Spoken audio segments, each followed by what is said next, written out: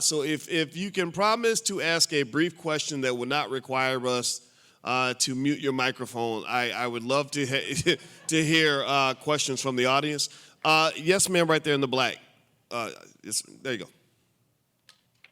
And yell loud. I don't know if they have a mic to pass around you just yet. I didn't let them know. But what's your question, ma'am?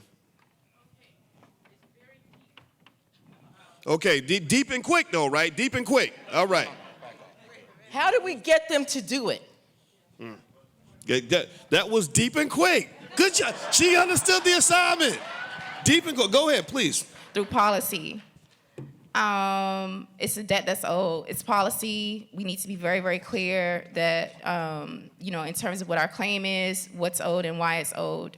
And at the same time, my liberation, my freedom, my well-being, and that of my family is not going to depend on whether the white man decides to wake up one day and have a good conscience to pay us reparations. In the meantime, we are building, we are healing, we are educating ourselves and our children. We're building black businesses and doing the Black Core of 3. What's the third one?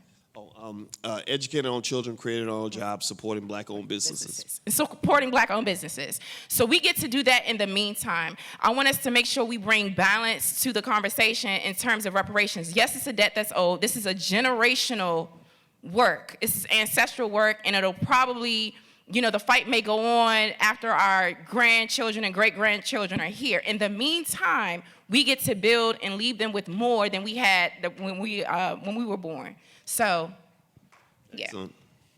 What I would add to that is, and I had to kind of look this up as well, because again, we need to know that. We can't just make the claim without understanding how it happens. So the legislative flow begins with the fact that a bill has to be introduced. So we know HR40 was introduced.